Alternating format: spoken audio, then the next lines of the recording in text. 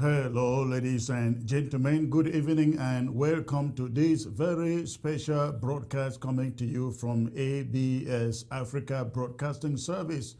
Coming to you from Texas, the great state of Texas, precisely here in Houston. It has been a great day, ladies and gentlemen. If you are an Ambazonian, a few minutes ago, the Restoration Council of Ambazonia impeach and then remove the President of the Federal Republic, Dr. Samuel Ekome Sako. And so going on from today, there will be a new leader for the Federal Republic of Ambazonia to prosecute the revolution. That leader is not named yet, but by this time, I guess tomorrow, we should know whether the Vice President, Dr. Harrison Abongwa, takes over the leadership of the Ambazonian struggle for independence actualization until there is an election. We will discuss that tonight. Again, thank you for tuning in. If you are joining from Europe, from Asia, from America, from South America, from Canada, from the Middle East, the Far East, thank you for tuning in to ABS Africa Broadcasting Service. Please, you go ahead and quickly hit your share button. I got a big panel to bring to you here tonight. It is not going to be a long broadcast, but I will also open the phone lines to receive your calls and your contributions to this show and to what is going on in Ambazonia. So please, ladies and gentlemen, go ahead, hit your share button, and I, ladies and gentlemen, will be right back. I will be right back.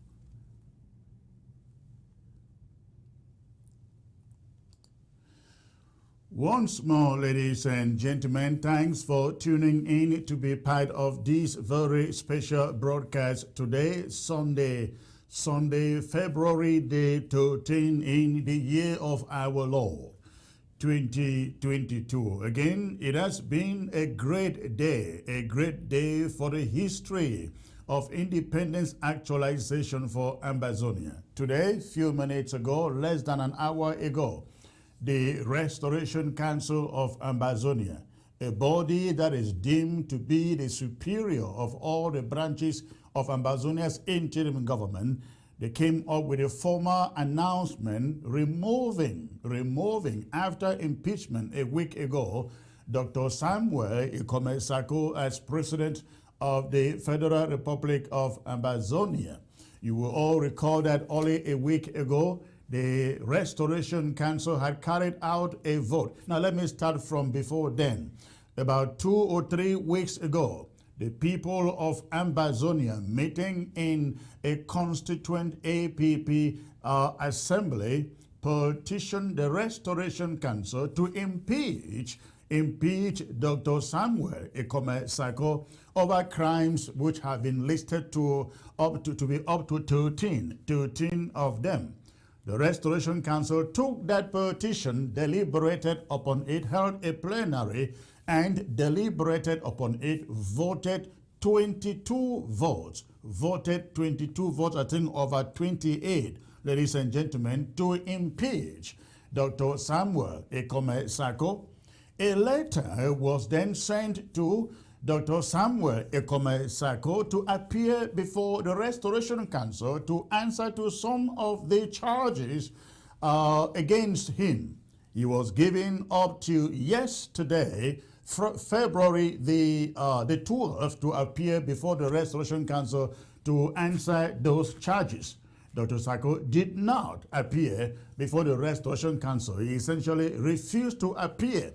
Of course, nobody out here was expecting him to appear before the Restoration Council, especially considering that he had in a move to preempt the impeachment from the Restoration Council, essentially put out a statement dissolving the Restoration Council. Of course, many people know out there he did not have the powers to dissolve the Restoration Council. And so in that background, he refused to show up. He refused to show up, ladies and gentlemen, at the Restoration Council hearing. He would not show up at the Restoration Council hearing that was meant to formally hear him defend the charges leveled against him. And so today, meeting yesterday, the Restoration Council, ladies and gentlemen, fellow Ambazonians, formally voted to remove Dr. Samuel Ekome Sako as President of the Federal Republic of Ambazonia. And so as I speak to you, we will have a new leader. We will have a new leader, and I believe that that new leader will be announced tomorrow by the Restoration Council. But let me state this, ladies and gentlemen, that this is a piece of history. It's a historic day for Ambazonia's revolution. This is the second impeachment in 3 years. Second impeachment in 3 years out of 5 years and counting in this struggle for the independence of Ambazonia. The first impeachment that was that of Sisiko Ayoktabe, who was a premier acting president, as it was called then, of this struggle of Ambazonia. After his impeachment, Dr. Sako was promoted from acting president to president. He was given a 2 years term to stay in power pending the revision of the Constitution and a call for election. The revision of the Constitution did not take place. Both the Restoration Council and Dr. Sako have been blamed for dereliction as far as this revision of the Constitution is concerned. Dr. Sako did not take a move to revise the Constitution, and neither did the Restoration Council do same. And so, in the background of no revision of the Constitution, the Restoration Council had come up with a 6-month period within which to put forth modalities for a new election. Dr. Samuel Ekome Sako rejected it, arguing through his lawyers at the Judiciary Council that he is supposed to stay in power up to Boya, until we get to Boya. The Restoration Council came in and said, no, you got it all wrong. The Constitution doesn't say so. And so essentially there was a clash here, a constitutional crisis, I will call it. But at the end of the day, the people who petitioned the Restoration Council to remove Dr. Sako prevailed, ladies and gentlemen. The people prevailed. And so today, we have the removal of Dr. Samuel Ekome Sako. But again, let me make this emphasis.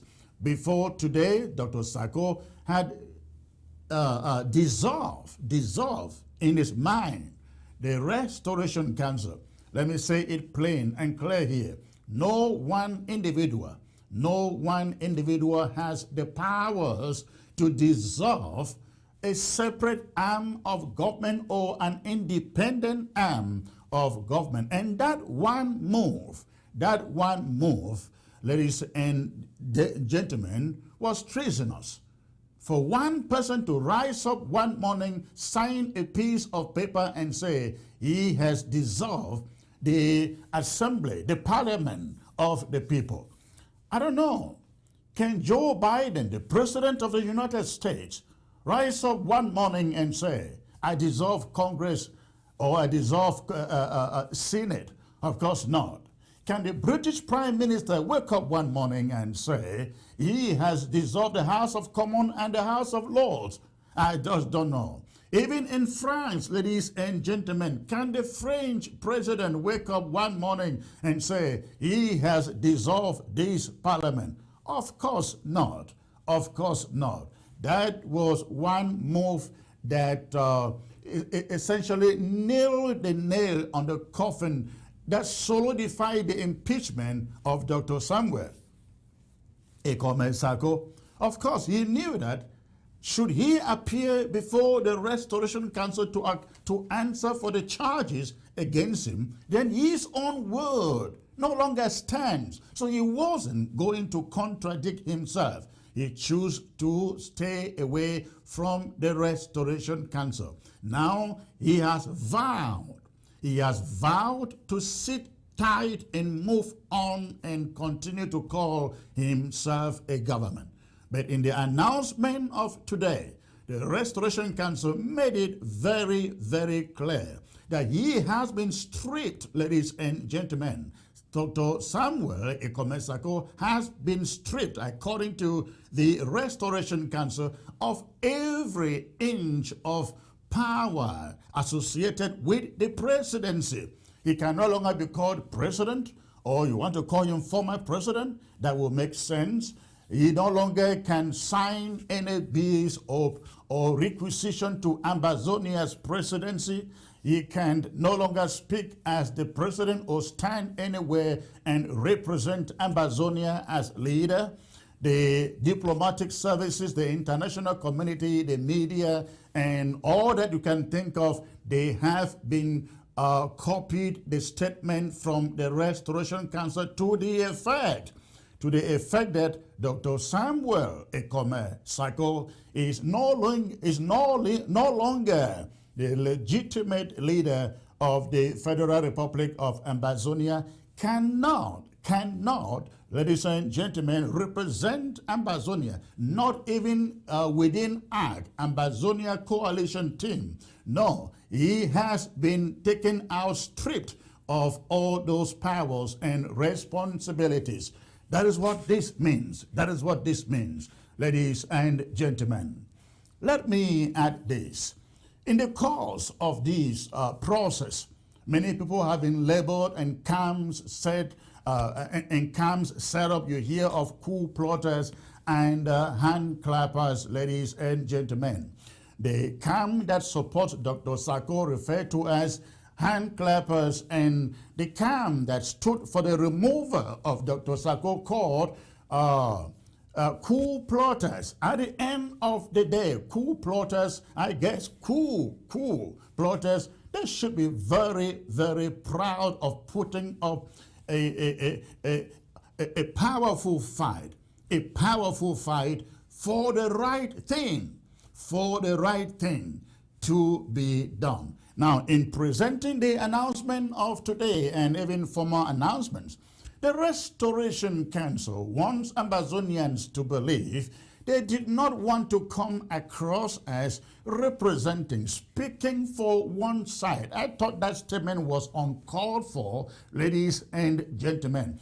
Always, every person speaking on behalf of the interim government of Ambazonia should be seen as speaking what the Constitution expects them to say. And so when you come up with a decision such as this one, you don't have to come across like trying to pander to anybody.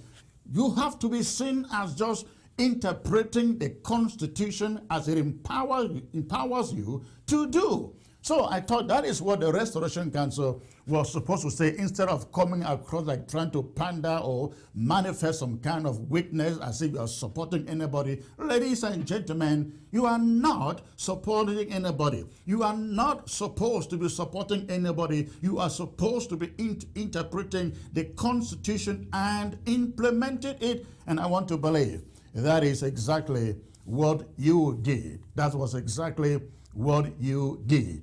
And ladies and gentlemen, let me also add this. I will say this, that some of us have now been vindicated. Some of us have now been vindicated. I took up this case to the Restoration Council a few months ago, I think about 4 months ago now. And it took longer than expected. Many of us thought that the Restoration Council was a little bit slow in handling this. But we realized that in the course of the petition that I presented before the Restoration Council, other issues, other matters came up until Dr. Samuel Ikome Sako strode the camel's back by leaking classified hearing at the Restoration Council. A man who should know better leaked classified information from the Restoration Council, and that was a straw that hit the camel's back and led us to where we are here today. But again, I am grateful that some of us who led this cause have been vindicated. One more thing is left though, ladies and gentlemen. A lot of money stolen and misplaced and embezzled and misappropriated is involved in this process. Ladies and gentlemen, the Restoration Council must see into it that everybody that needs to be audited is audited. Dr. Sako and the county chairs and his cabinet members, every one of them should get to the auditing committee and be audited. If they are not audited, the courts will hear this, ladies and gentlemen. If they are not audited, the courts will hear this. And I will personally take it up if that is not done. We are all Ambazonians, and let's not forget, every one of us is a stakeholder. You are a stakeholder in this struggle, and if institutions refuse to do what they should do, the people must stand up and do it on their behalf. If we had not done so, we wouldn't be here today. Now let me say this to every one of you out there, fellow Ambazonians. This is now the time to move forward and rebuild, put back together that which the impeached president tried to destroy in this struggle. I believe everybody wants to see all of us coming back together, including cabinet members who are still serving under Dr. Sako. I believe you will respect the letter of our Constitution spoken through the Restoration Council, and please come over and let us rebuild our struggle. Please, this is my appeal to every one of you. The county chairs, the country chairs, the cabinet members, the military leaders who have felt like this thing was taking the wrong way. This is the moment for us to rebuild. This is the moment for us to stand up. I have heard some people talking about, oh, let's get other groups out there. Let's just get them to come in now. Let's just get them to come in now. Yes, ladies and gentlemen, we can get them to come in, but we have to start from inside the house. Let's get the house come in first. Let us put this house in order, and putting this house in order means every one of us coming to the table to say, let's rebuild this thing. Let us rebuild this thing. Fellow Ambazonians, I've also heard the appeals for some revolutionary council, for some different structure, different from the interim government. I am totally against that, and I will explain to you why.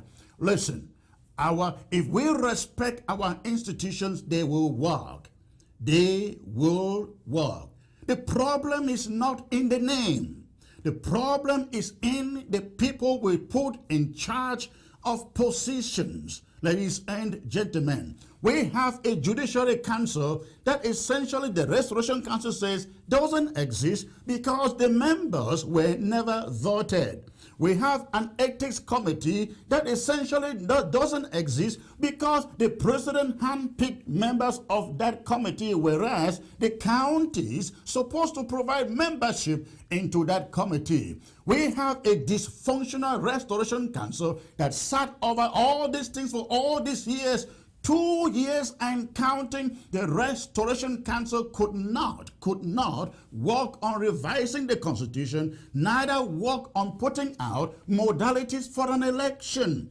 Ladies and gentlemen, if we can fix these things and make sure that a leader that will put in charge is consultative, not a strong man, coming down on the people by executive orders as Sako was trying to do, we will have a functioning and a better working structure.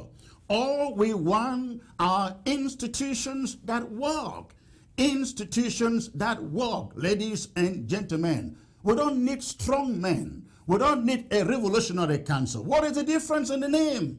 If you have a revolutionary council, as some people say it, which is a good idea, but you have bad leaders on top of it. What's the difference? It makes no difference. So please, this is the moment to fix every institution in our interim government.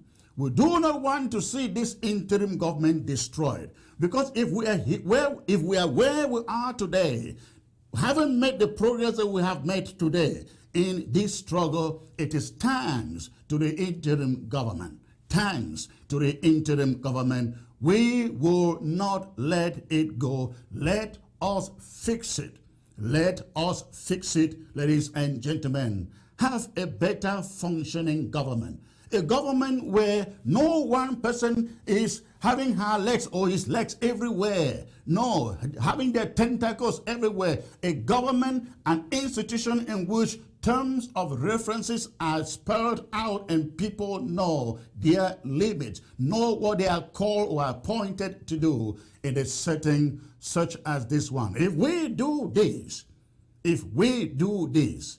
I think we will never see an impeachment again, ladies and gentlemen. I think we will never see an impeachment again. And people should know, anybody taking over power should know, ladies and gentlemen, this idea that I am minister, I am going to Boya to become minister, I am president, I am going to Boya to become president in the interim government. Let's stop fooling ourselves.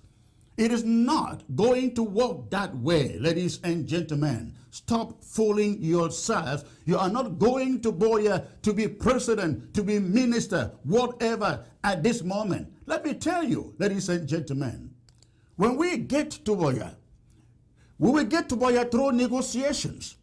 And there is nobody that I know in the international community who will say the interim government of Ambazonia already exists, go and take over in Boya. They will not. Nobody in his right senses would think that way. Instead, anybody at that international negotiations will tell all the parties, all the stakeholders, all the groups in Ambazonia, independentists, to say, you go and form a transitional government, an all-inclusive transitional government. Once you form your government, you put forward a constitution, you create time for people to create their political parties, and create your electoral code, and so on and so forth, within 4 or 5 years. And after you do that, you can then set the stage for election. It is only through that election the first president or whatever will emerge in Ambazonia. I am saying this to say that the idea that we will sit here or somebody will sit in the diaspora thinking he is going to Boya to become minister, to become president. Please, you want to serve Ambazonia right, forget about that and let us offer Ambazonia selfless service.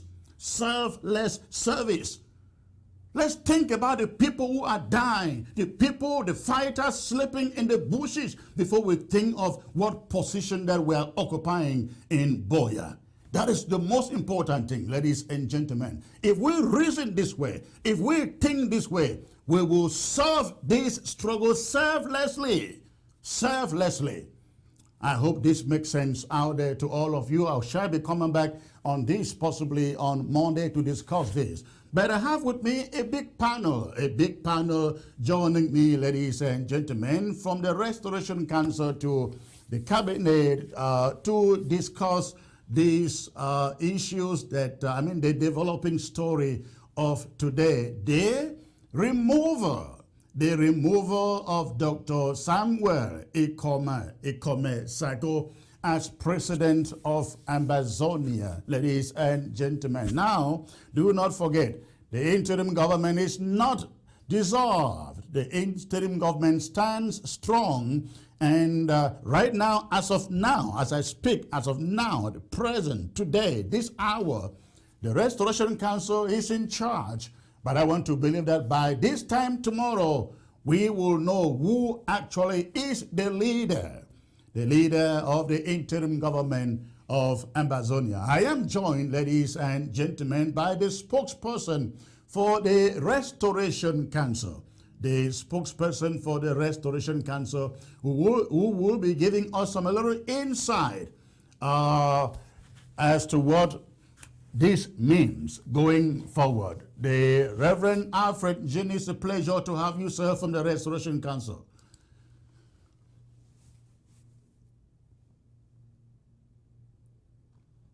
Excited, and special greetings to Ambazonians wherever they are in the world.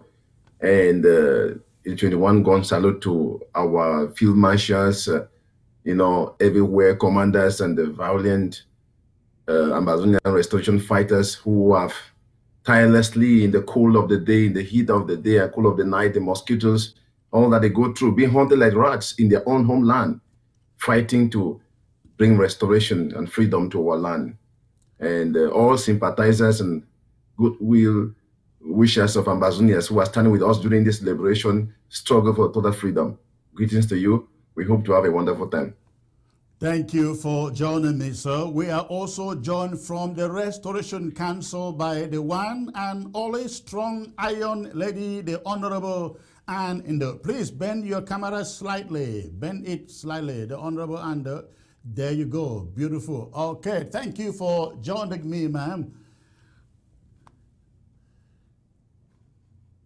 To thank all Ambazonians who stood by us, who believed that the Restoration Council was acting for the interests of the people and not for the interests of a few individuals. Thank you for putting your trust on the Restoration Council. And I just want to promise you that the Restoration Council is doing everything for us to reach to Boya as soon as possible and to have a very smooth path on our way to Boya and not be blocked by a lot of stumbling blocks and holes dug just by our own brothers and sisters. So the Restoration Council is here to ensure that our going to Boya is fast and simple. All right. Thank you. I will start with the spokesperson for the Restoration Council again, the Reverend Alfred Njini. Comrade, today is a historic day. Our institutions are working and the Constitution also being put into practice. Please give Ambazonians a brief summary of how we got here. Yeah, thank you very much, Secretary Chris, for that question. I think every passionate, patriotic Ambazonian has a little consciousness of what has been happening in the last few months, since the month of November down to this moment. Things have not been working out very well within the cabinet of the Federal Republic or the interim government of the Federal Republic of Ambazonia. And we have seen a lot of distortion. We have seen people emerge from everywhere, talk about the former president of the Southern Cameroons, become a constitutional expert. And unfortunately, we distorted information to the extent that some who were called to want to find out what the Constitution says were have been hypnotized through the enticing words of the distortion, that empower the president. In fact, it did not even empower or that kind of possess the president with the power to want to be in charge at the detriment of the very people he's been called to serve. You know, as a president, we are called to serve our nation. And I want to recall something that has brought us to where we are, the level of the Restoration Council, where Ambazonians have spoken very loudly in disgruntledness that the Restoration Council was like a toothless barking dog that cannot bite. You know, I remember on the 31st of December, in the end of the year speech of former President Samuel Ekome Sako, he made it very clear in his speech that any decision taken, or call it arbitrary decision taken by the Restoration Council, is null and void. You know, as per the majority vote of his cabinet or of his judiciary members. We don't know who those members were, but if I think about some that he had appointed and qualified without the vetting and the vouching of the Restoration Council, they didn't have any power over the lives of Ambazonians. So if there are some of them listening to me now, they should know the appointments are null and void, because the Restoration Council remains the custodian of the people of Amazonia through the light of the Constitution. That was not all his statement. There, on the 5th of January 2022, I listened to him in the Ambazonian Broadcasting Television, spoke and said, you know, damaging and trying to dislodge everything about the Restoration Council, and said he, for some time, had been trying to work with the Restoration Council by waiting on them to sort out some problems, and he's discovered they are incompetent, and he has withdrawn their problems from the Restoration Council. And the question comes to every common Ambazonian: did you submit some problems to the Restoration Council that you have the power to come back and take them? No, that was not true. There was abuse of power, the abuse of authority, and the abuse of the highest organ of Ambazonian, the Restoration Council. And not only that, we have seen him in different actions, you know, because when we measure about the impeachment that came forth on the 2nd of February 2022, that has been followed through from the recalcitrant and adamant behavior of his to this removal from office yesterday, the 12th, which has been fully announced, the Ambazonians today, the 13th of February 2022. We discover very, very clearly from the action that he has had no desire to yield in, or to submit, or to open up. And he has been trying to raise people who have to stand with him and defend the cause. And anybody that talks otherwise, trying to call him to his senses, because even the Restoration Council is empowered by the Constitution to serve as an advisory organ to the president, which is the normal thing. But he doesn't want to listen to that. And, you know, he has convened assemblies and chaired up, called the constituent assemblies of the people, you know, without the chairman of that assembly having any word to say. He chairs it from the beginning to the end, driving his agenda, and it's all about trying to withdraw your members from the Restoration Council. They are not towing the line with us. And the people, some of them very blind to that manipulation, like hypnotica being controlled. Wrote even some letters, you know, to say we are withdrawing our people. And not only that, you know, which is against the Constitution, manipulating them, ruling with manipulation. And, you know, so beside that, when they finally got hold that the Restoration Council has come to that decision with enough proofs and reasons by the Constitution and by evidence of his allegation proven of incompetence and crisis within the cabinet, and they have resolved to impeach him. One of his I will call it agent or what, within the Restoration Council jumped out and gave him a call. And he made it clear in the audio. He said, I just received a call that the Restoration Council is trying to make, to discredit me as their president. Ambazonians, I remain your president. Hear me, hear me. And then he made it clear in that audio that every politician is a liar. Wow. You know, and said everything they say is a lie. They are lying, is a lie. I am your president here and now. You know, and every action, when he spoke so, trying to, you know, seize and find his way through, he wrote a letter soon after that. You know, that letter was trying to annul, you know, every action or activity of the Restoration Council until the ASSC conference coming up in, supposed to be coming up in March in Washington, which has been engineered and empowered by him for his ego at the expense of the people. So when we look around all these things, all culminating, Ambazonians who have a goodwill and patriotic to the struggle, and they are objective enough, they should be able to ask a question: why all this manipulation if there was nothing to be hidden, if they're not skeletons in the cupboard? And some have been coming back to their senses. Can you imagine? I spoke in a meeting yesterday somewhere, and one of the patriotic Ambazonians say, "Oh, I have been driven to want to be where my money belongs to." I say, unfortunately, you don't have any money that belongs to you anywhere. You know, they'll be eaten by the rats. And that's what's happening. That's the truth.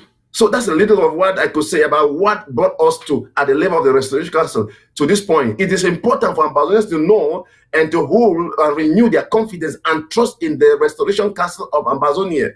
We have not been weak in whatever. We have been slow, but steadily working out things, you know, and we are glad that we have come to where we are at the moment. And we want to believe that Ambazonians are going to appreciate and wake up. We can move together. Thank you. Honorable Anne, in the process of getting Dr. Sako impeached, the Restoration Council has also been fractionalized, just as you will have in cabinet. Fractionalization, you had a situation where the Secretary General of the Restoration Council, Dr. Winnie Lobati, essentially broke off from you guys, went out with a team of others, and they have also declared the Restoration Council, just as Sako, illegal. Illegal. How do you handle this situation? Thank you, Secretary Chris. This is a question that requires one to think very well before answering. Before we realize that the Restoration Council, a group of few who were working for the president and not for the people they were there to represent, it's after we had a lot of resolutions taken in the and the secretary deliberately to put them on the head and send out to the Ambazonian people.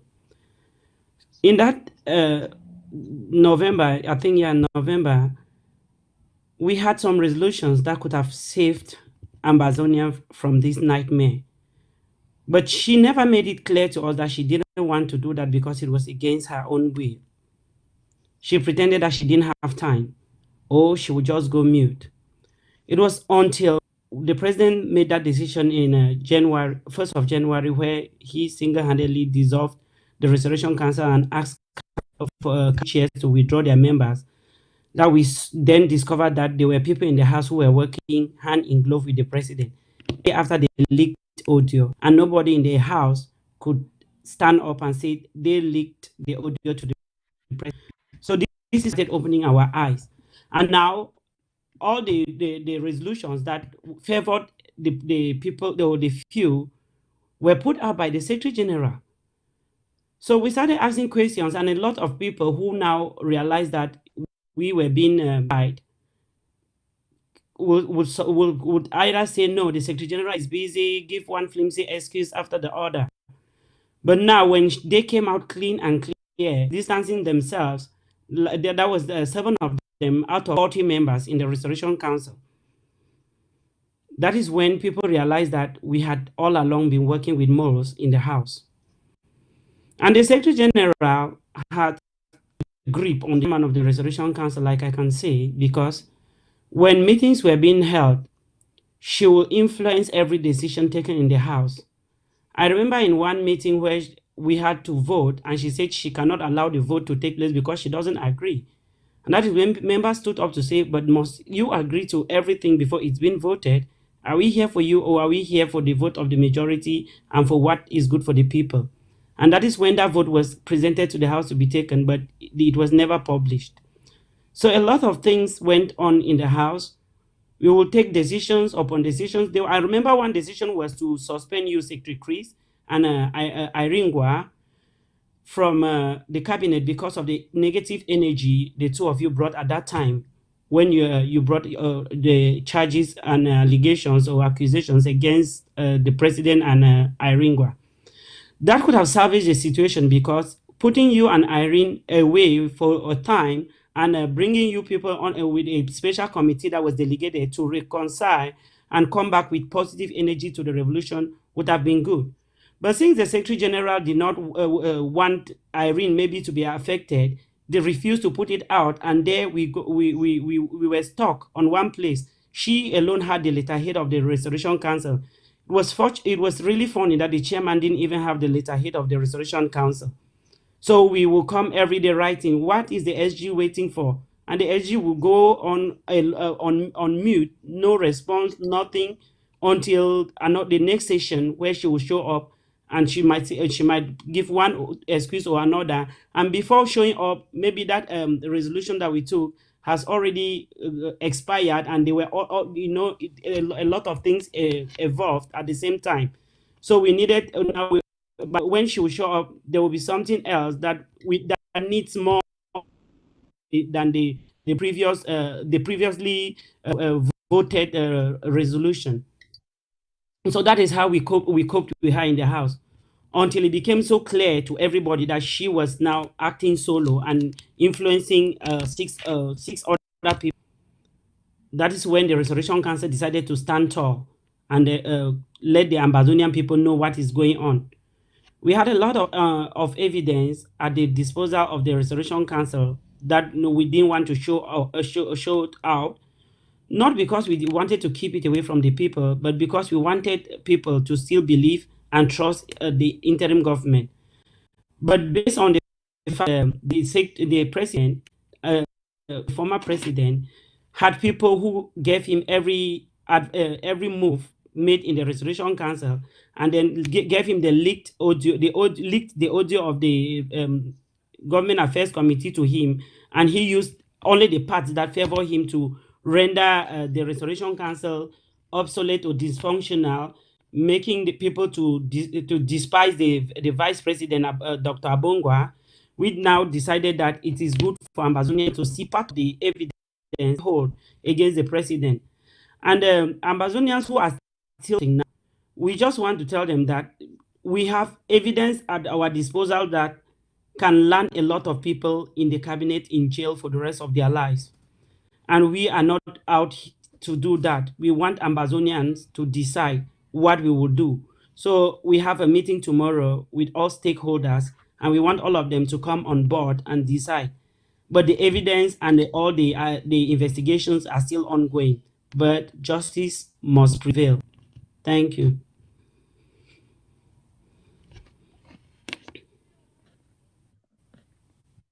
Hey, you're muted, Secretary Chris. We can't hear you. Yeah, Secretary Chris, you are muted. You are muted, and before you unmute yourself, yes, there was another thing that the Secretary General did. She single-handedly used the letterhead of the Restoration Council to express her personal idea, which that itself is unconstitutional and punishable. So as we speak, she has to appear in front of the Ethics Committee pending a vote of suspension that was carried out in her absence. She actually took part in the impeachment process, tabled a motion as well, but wanted us to take a second step before a first. She tried to influence the impeachment process by asking us first to vote but for an impeachment trial before impeachment. So we had to stand up and tell her that she's in America. Everybody knows that Donald Trump, who was the president then, was impeached before called for trial. Impeachment takes place before the impeachment trial. And that is when now she got jumped out of the house when the impeachment vote was being casted. The other vote to suspend the treasury and account, to freeze accounts at the treasury was tabled by her. And when we voted, she didn't vote. It was surprising. But it was during that meeting that we understood that she was being intimidated. And you could hear the Irene were telling her that if she calls one more person to attend a meeting, they are going to fire her from the Momo women's group and other groups. So one thing I always say is that the Secretary General has her hands tied. She is acting under pressure and influence, and Ambazonians, please don't be too hard on her. If you hear the threats and intimidations from Irene, you will not doubt why she acts in that manner. Thank you. All right. It seems Reverend Jenny want to add something there. Yeah, thanks, Secretary Chris, and I want to thank Honorable Ann for reiterating some of those points, key points that Ambazonians need to know. One thing very clear, like let me begin from where she ended. You know, her hands are tight, but you have to come to a point in life where you decide to serve a man or to serve a people. That is the truth in life. You know, when you are reasonable and you are matured and you are even called a doctor, you come to a place where you should not be highly manipulated the way they are happening. That's why when I look at this situation, I was wondering, was this thing normal or some hypnotical kind of control over the minds of the people who listen to this guy? That is the truth, because when you follow through from the event, recent event, that's the Secretary General has been somebody I respect and I really respect, you know, but of a sudden things turn around. It began all by sometimes on the appearance on ABC, she will mix up things because ABC has become like a propaganda, a state media which has been hijacked to want to canalize everything to suit into what the president want or the former president want, which was not good. It's not supposed to be that way. Now, what happened? The few people like Honorable answered here within the House quickly wrote a letter trying to disassociate themselves from one of the decisions that were taken and prolonged from publishing within the Restoration Council. And they distanced themselves from that. And following up with the instructions now and the insistence and the persuasion for the LGS to call back the representatives from the Restoration Council just to discredit the quorum of the House for no any decision or any effective decision. And they were looking forward to make sure nothing can, there is no quorums qualified for any decision that could impeach the president, because everything was evident. And she decided to come to that meeting against the will of her master and whoever, and it was proven. It was quite interesting because while in the session, one of the person received a call and was unmuted, and we all heard, are you there? Are you disrupting the affairs of the Restitution Council? They were like confused about it, and the guy did not understand. He was loud on microphone, and everybody got the voice of that lady speaking. It's quite interesting, the drama that has been. You know, when God wants to expose people, he brings them not just to shame, but international shame. This is what is happening to. And if people don't understand, especially when they're there and try to use the name of the Lord, he will deal with them. Now, so when she came to this meeting, the agenda was to disrupt. The first point she brought up was the fact that, these evidences you are talking about has not been brought into the Secretariat of the Restoration Council. They were supposed to be tabled in, and everybody should be informed about it before we can decide to work. They say, is that the way forward? Is that the way we have been doing things here? Motions brought here, and then we have to go through investigation and, prove every evidence to everybody and conviction before we do take a vote at it. She will say, well, but you see, this is why we cannot do it now. We need to give some time. It's the process. We say we have got enough evidence to go ahead, whatever. And then she brought up that motion now, okay. But before bringing that motion, something interesting from Ambazonia said, if these things are true about the former president, I will be the first person to take him to any court and justice will prevail here in America. I hope she doesn't forget. That is true. Because one Ambazonia, they'll be asking the question, what are you going to do with every abuse and especially the misappropriation of funds for the cause of the revolution? Justice will follow. Just wait and see. There is a cause of truth, but the men must follow through the cause. Now, so when she came in, her decision was to influence that. And all of a sudden, when we came to that motion, voted as she insisted, okay, we have to freeze up the account. And then we came up to this motion. We need to have a way forward. Are we going to vote to impeach the president? All of a sudden, we say we are moving ahead. She said, I'm leaving the house now. And that was not all, because I want to clarify something here. She went to ABC, spoke about whatever, tried to discredit whatever was happening, this and that. And her second outing was very terrible. I follow her. Unfortunately, ABC, on their drive of their mission, amplify her words and have been inserting them in all programs that are passing through. oh, you know, in the Constitution, Article 8, point this, and that, empowers the president for executive presidential orders and appointment. That is true. But now, in this very Constitution, it empowers the ROC to advise and work with the president. And now she said she referred back to the letter of December 30th that was addressed to the president and his cabinet, advising him about the crisis going on within his cabinet, that the Restoration Council are handling a lot of situations of crisis going on within his cabinet, and it's advisable for him not to do any nominations or appointment.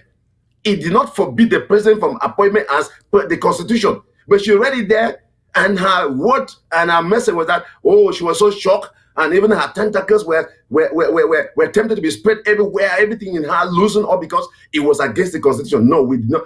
That letter stipulates very clear. Can I read that to you, if you don't mind? What that particular point says here for ambassadors to see. It says there were 3 major points there.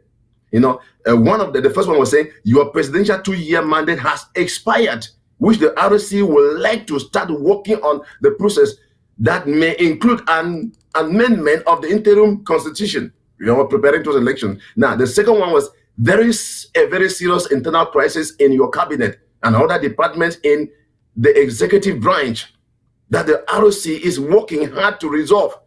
We have to realize that any cabinet appointment or nominations at this time will worsen the crisis that are already plaguing the interim government.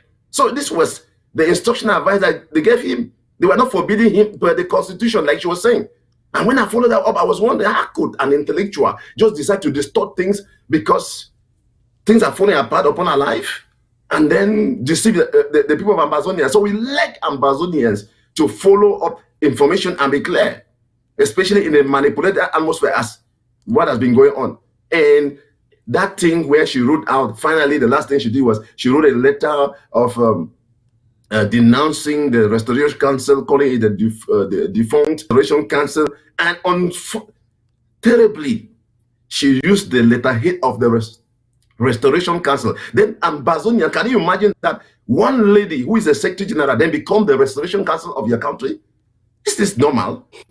You know, that people argue that the Restoration Council at first committee brought forth a resolution that were debated upon and forwarded to be published, and she rejects, then goes out as an individual to write now and denounce the Restoration Council and use the letterhead. That is terrible. And to me, it was not just terrible, the usurpation of power, because she signs there. I don't know whether she signed as an AG or whatever, but then that is very tempting, and more than that, demonic.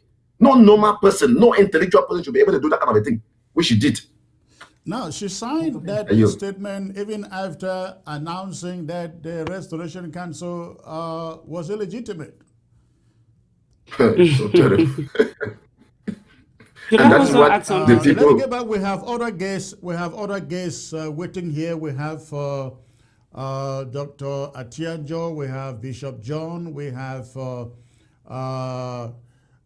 Jackson. We have Mas, Tanji, all waiting to take their turns after you. But let me ask you this last question before I let you go.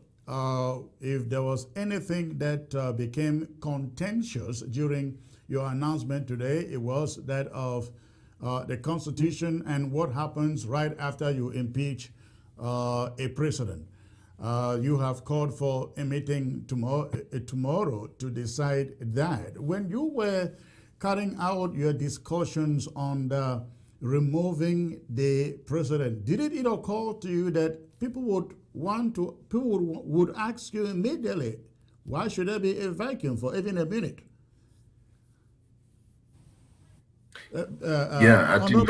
Honorable Anne, come in for that. Okay, I was going to leave Reverend to go first. We had the Governmental Affairs Committee, so I think you are well placed to take that question. Thank you, Secretary Chris. We've had meetings almost every day at the Restoration Council. People do not know. We had meetings that brought up a lot of discussions and ideas. We sat, deliberated, also tried to look for a way forward. And if you were in the town hall today, most of the issues raised there were also raised in these meetings. Are we going to follow the constitution and make the vice president acting until we replace the vacancy? It was a yes and a no. Are we going to allow people, the Restoration Council, to be bullied and intimidated by a few people who are disgruntled or who constitute part of a small personality cult that wants to rule Ambazonia? So we had a lot of questions that we raised, and we decided that it is but wise to bring in all stakeholders to take the final to make the final decision. So we want power to go back to the people. We don't want the Restoration Council to decide, because when we decide on our own, secretaries, people will say it's Chris Anu who told us to decide like this, or it's Vice President Dr. Abongwa who asked us to act like this. So we decided that we will give power back to the people, and we are here still to encourage people not to be intimidated, because we know there are a lot of intimidations based on audios out there by people or members of the cabinet of the president who are asking the chairs of counties not to attend meetings. And you can see that in the past how many weeks, each day the Restoration Council sets up a meeting, the former president sets up a parallel meeting. The only thing that we, this time around, we were a step ahead is that we did not publish this town hall, the time and the exact time. They would have set up theirs. So they got confused, because the time we released the information about this town hall, it was too abrupt for them to try to set up a parallel town hall. So we've been on that, Secretary Chris, and we resolved that the people will decide. And tomorrow, the people will decide. If the people, all the stakeholders decide, the Restoration Council will respect that, and that will be the voice of the people. Wonderful. Wonderful. Great to know that. Reverend Ginny, do you have anything to add there, please? Yeah, just to support what the Honorable Anna said, we have been thinking very much about that. And the decision even to call this General Assembly, the people that have been named and invited for tomorrow's special meeting, was trying to look beyond that and look at the situation where we're going to help whoever stands in. And we have been bended right from the beginning to stand for the Constitution and walk through the light of the Constitution. And, you know, it's been a complex moment in this struggle. And one of the questions that somebody asked somewhere was, if Dr. Sako, who appointed the VP, his mandate was expired, does it mean the mandate of the VP was not expired? Those are some of the questions where we needed to talk, you know, reasonably, objectively. They are complex, you call it an ethical complex moment. And that is what the Constitution says, that in the case where the president is incapacitated, the vice president takes over, and all the right and functions of the president will be upon him or executed by him. And in the case where he's not, you know, bringing out all that, where he himself is not able, the Restoration Council, with together the cabinet, get somebody whom they feel is temporarily or for the time being fit to come in. So we have been thinking about this and calling these people together, still consulting with the people that be, was to reason together and see how to get a good way forward to secure everybody, not just one person who steps in at the risk of the attacks of whatever may be coming, but to secure with the people of Amazonia. And we believe that in the light of the Constitution, we're going to do better. Thank you. Thank you, sir. Unfortunately, we are so much out of time here.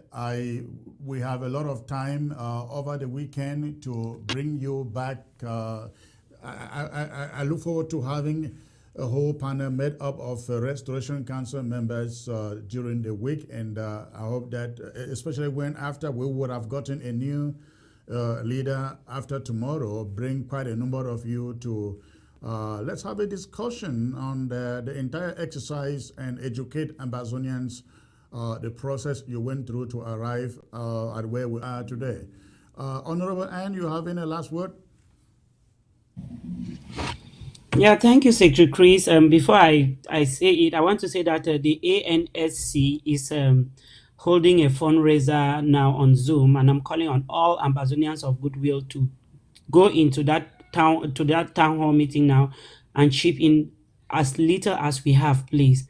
Any little thing will go a long way to help the restoration forces, those internally and externally displaced who are in the bushes and who are in need of our financial, moral, and spiritual support at this moment.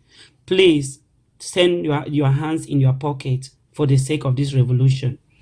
What I want to say is just that I thank Ambazonians, because Ambazonians are not fools. They have proven that they are not fools, and they have proven that Ambazonia will be a country built on truth, transparency, accountability, respect, trust, honor, and that country will be made up of people who can express themselves and not being censored. So we are the no-nonsense generation, and we have to stand up for that. We cannot run away from Ambazonia, from La Republique, and just build another dictatorship in Ambazonia. I want people to ask a question. If the president ran for two elections, I remember one was with you, Secretary Chris. The constitution was not used then. Does it mean that he only learnt of the constitution or only read the constitution when he was president? And secondly, Ambazonians, don't be manipulated by people who say evidence must be notarized, impeachment was supposed to be done later after the trial, the Restoration Council is dissolved. No, nobody as an individual can dissolve the Restoration Council. The Restoration Council was not created by the interim government. The interim government only council there. The president, the former president, Dr. Samuel Sako, was voted by the same Restoration Council. So ask him a question. Why was the Restoration Council good to make him president and is not good to remove him from office? If the Restoration Council could make him president, what gives him the mandate and the right to think that he can single-handedly dissolve the Restoration Council? Ambazonians, you are not fools.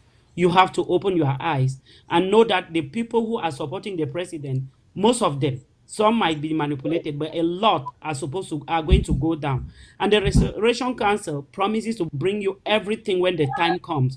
Everybody who has been a culprit to this embezzlement, misappropriation of funds will be exposed. We are not going to go down to Boya with thieves and the hypocrites at the helm. And I just want to tell Ambazonians, don't cry, don't lament because we are not yet in Boya. God wanted us to take this long because God did not want us to go down to Boya with a wrong leader at the helm. Otherwise, we will still be building another La Republique in Boya. And mind you, the president of La Republique has no more time. I mean, I'm not like trying to kill him. I'm a mother. I just want to know that he is old and his end is coming very soon. But going down to Ambazonia with a young crook at the helm will only help to keep us waiting for another 60 years. Ambazonians, take this question home. Is that what you want for Ambazonia? Thank you. All right. Thank you. Honorable Anne, it was a pleasure having you here on ABS. I look forward to seeing you over the week so we can talk more on this issue. Thank you, ma'am. You have a great night. All right, ladies and gentlemen, I am now joined by a group of Ambazonian stakeholders who have been very close to, closely following what the Restoration Council has been doing over the months and weeks that this problem linger. I am joined by Comrade Jackson. Comrade Jackson Yu, who is the former chair of Momo County. Comrade Jackson, privileged to have you, sir. Yeah, thank you, Secretary Chris. Happy to be here again on this eventful day. All right, thank you. I am also being joined by Comrade Mas Tanji, former chair of the BLM. Comrade, pleasure to have you, sir. Oh, thank you very much, Secretary Chris. Today is a very, very joyful day, but also it has a little bit of sadness because we were hoping that we'll come here today and hear that our vice president is the leader of the revolution as per the constitution. But we can wait till tomorrow. All right, thank you. We will get into that. We are also being joined by Dr. Fidelis Atienjo. Dr. Atienjo, good to have you, sir. Hey, thank you, Secretary Chris. It was a pleasure having me on board. And today is a great day for Ambazonians. And I believe that the records have been set straight and sanity is going to be brought into our revolution. We've had a lot of mix up during the past months, and I believe that the right steps have been taken by the responsible ROC, and things will move for Ambazonians. We just want to thank all those who have been quiet, sitting there patiently. And it is often said that patient dog eats the fattest bone. So thank you. All right, thank you. Comrade Jackson, I will start with you, sir. I'd like to have your take on the entire process and what would you say, what would you applaud and disapplaud in this process? Okay. What is a question that has two dimensions. So, yes, what I think the Restoration Council got right is that they took their time to vet whatever information that was out there because we're dealing with somebody that is capable of instrumentalizing information and weaponizing it. So the Restoration Council did a wonderful job to go through it thoroughly, look into it, and vet the information and confirm it before they put it out there. I know everybody from ground zero to diaspora were itchy, and people were like iffy about the whole process. So I'll use the word, they were itchy and iffy at the same time. But then they got it right because when they had the material and they vetted the material and they made their pronouncement. So, but the disappointing part in it is that the Restoration Council had a process in hand that they should have fixed a long time ago before we got to this point.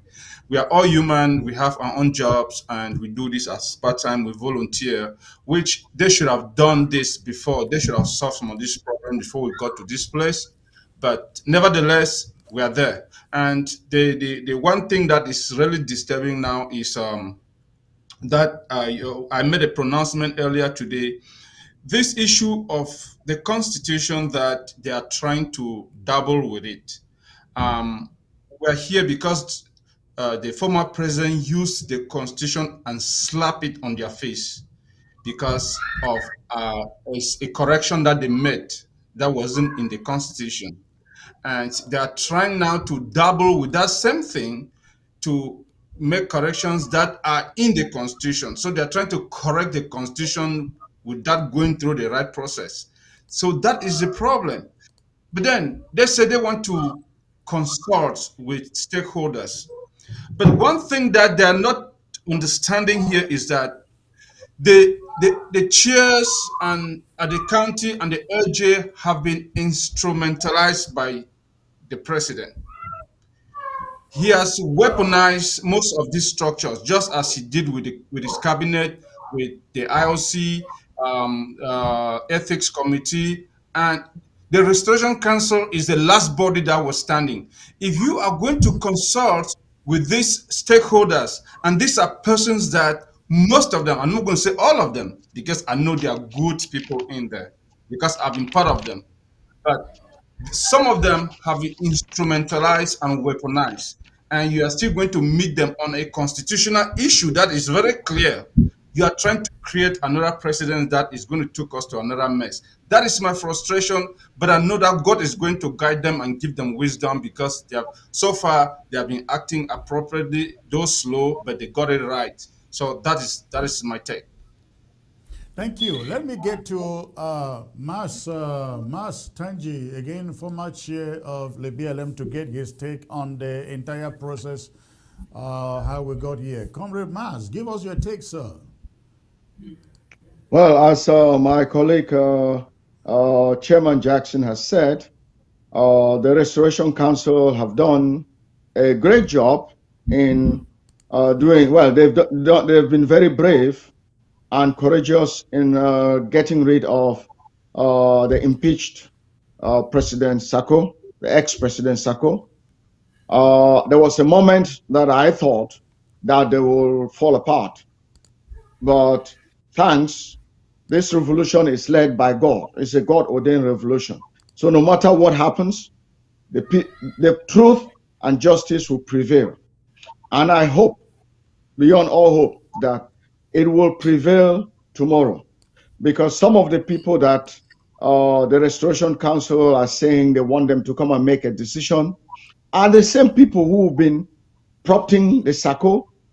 They're the same people who've been, if you look at like the list of the chair people who attend the People's APP meeting, out of the 13 county chairs, only one of them appeared at the time of the roll call.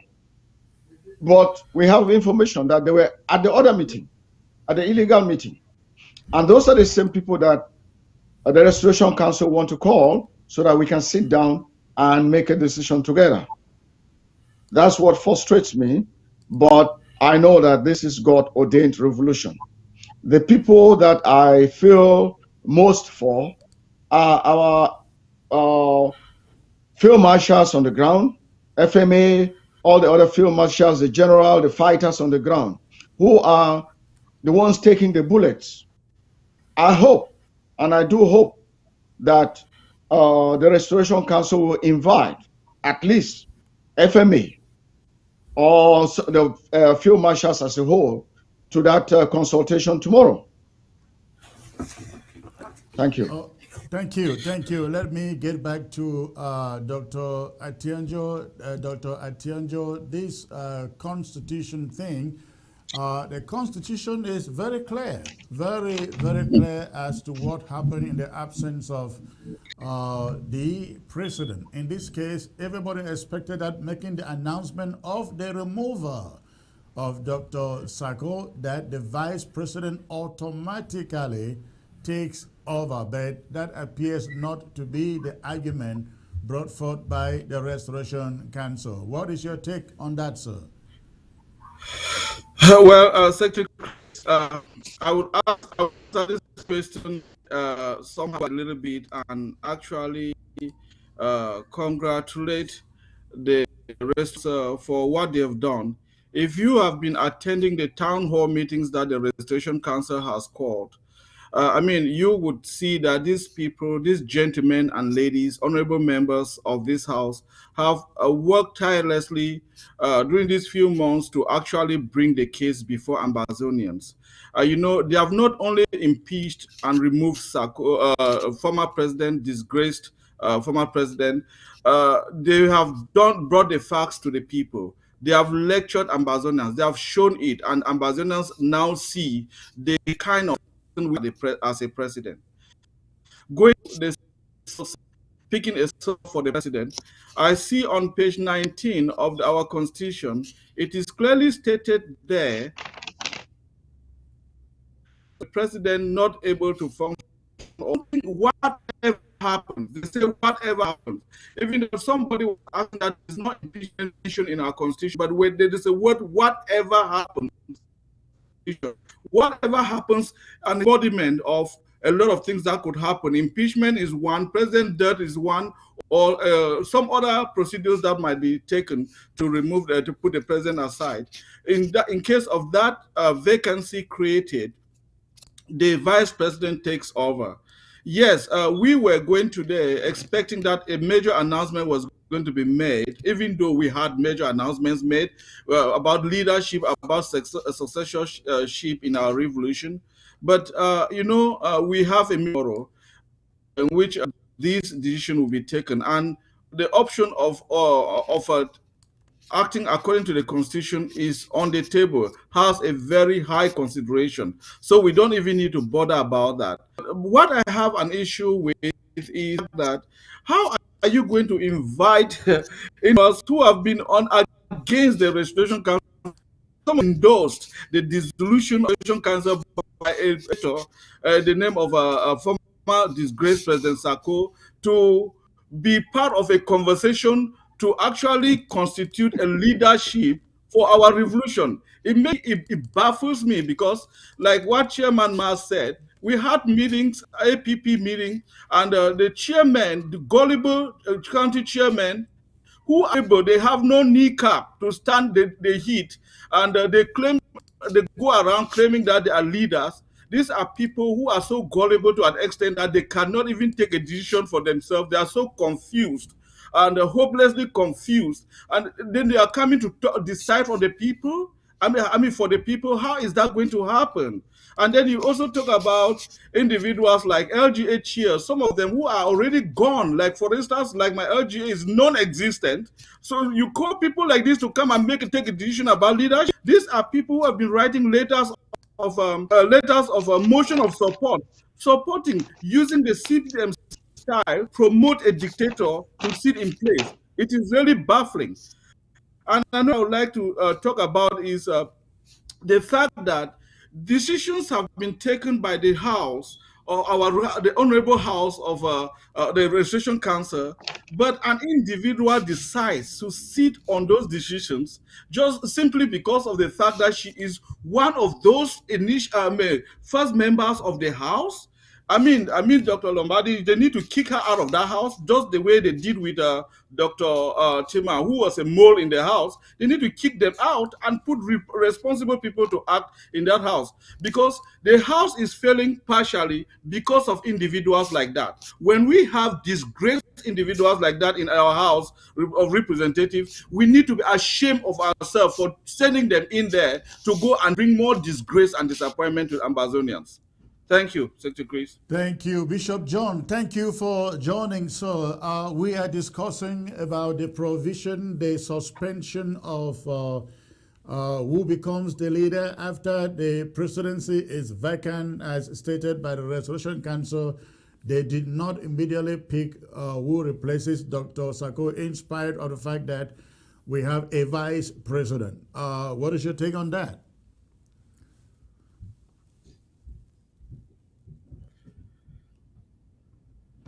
I think it is very, very clear. I was there with the Restoration Council, and I heard them say what they said.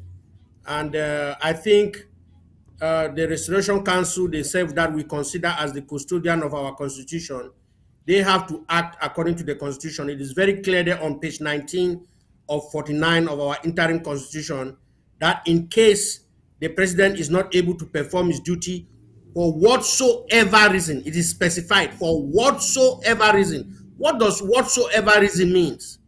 Whatsoever reason means anything, for any reason, impeachment, removal, or whatever, sickness, whatever the case, the vice president steps in, and the rest is there. So I don't know why the Restoration Council, I totally agree with Dr. Atianjo, why the Restoration Council is going to be inviting people who have taken a vote of no confidence against the Restoration Council, people who have sided with Dr. Sako, that the Restoration Council should be banned, they should be removed, that they become non-effect, people who have agreed with Restoration Council and written letter of withdrawal of the Restoration Council members from the Restoration Council, people who have supported Dr. Sako to disband the Restoration Council, and then the Restoration Council is going to those same people to come and get mandate from them.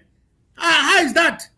That's what they are doing is unconstitutional. That's what I know. What they are trying to do is unconstitutional. If they don't go by the Constitution, it means the Restoration Council itself is not going by their own Constitution. Whatever reason they are bringing that the vice president was appointed by President Sako. In our Constitution, a vice president has to be appointed by a president.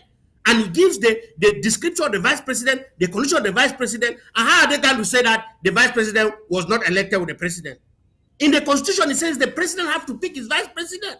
So I don't know what they are talking about and all that, they're just trying to make a case that is not there. But we hold the Restoration Council to respect the Constitution that we think they should be upholding, rather than going the way they are going right now, Secretary Chris. That's my take on this. And I know the Vice President should immediately step in and set up a new government, set up the way forward. That's what we expect. The Vice President should immediately take control and set the pace for the way forward and organize the government.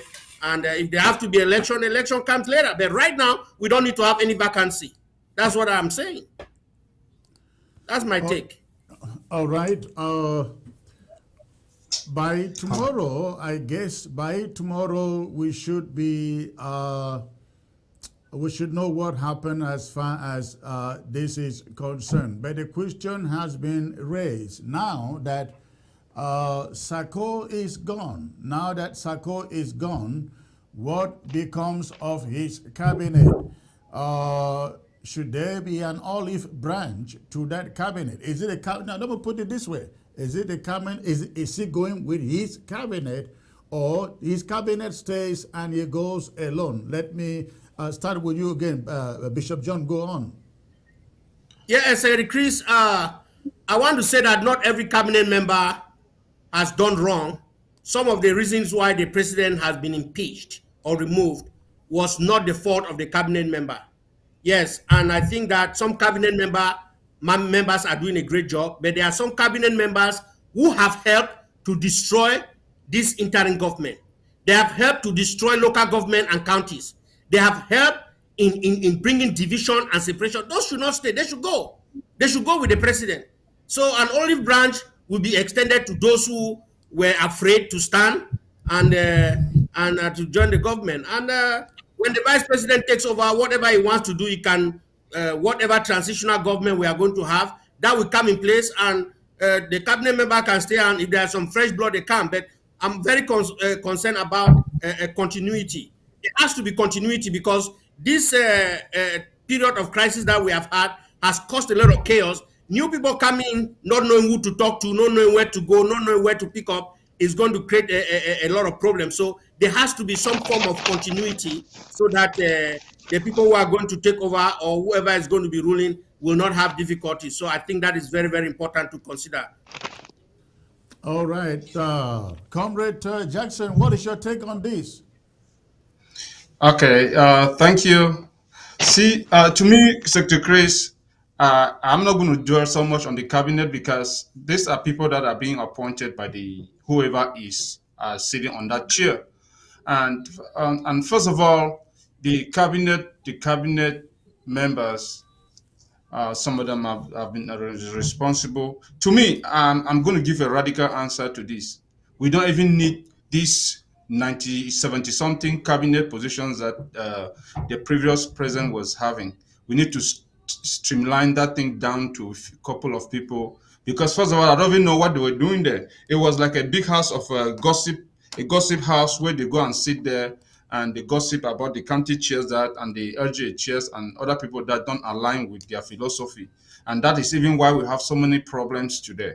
So that cabinet, they need to even cut it down to barely the numbers that we need. But this is very important. Let me say something here that the Restoration Council just mentioned. They said they were contemplating, because the mandate of the president expires with that of the vice president. That is not true, because if the mandate of the president has expired and he was not in office, he should not be impeached. You cannot impeach somebody that, or impeach and remove. You cannot be impeaching and removing somebody that is already out of office. No, their mandate is over, but they are still until elections. So if the president leaves, then the vice continue. There is don't read between the lines. It's very simple. So long as Dr. Sako was still the president of Ambazonia, his vice president is still active. Now that he has been impeached and removed, the vice president fills that vacancy until the due process of election takes place. Don't try to bring new meanings into this thing that the mandate ended. If the mandate ended, then the Dr. Sako was not supposed to be impeached and removed today, because his mandate is, how are you going to be removed somebody that is not in office? But I know that with American law, you might impeach somebody that's out of office, but you cannot remove somebody that is not in office. So they can't get it that way. And there is another very important thing that they said here about the Secretary General of the Restoration Council. I'm sorry for taking you back because there's something very important I want to say here. Okay. Because we have people in the Restoration Council, that is something they need to look at, that they think that they are the landladies and the landlords of that house, that they think that they have absolute power to that house, that they think they can hold. Dr. Lobati, we asked the question, how was she even a member of that house?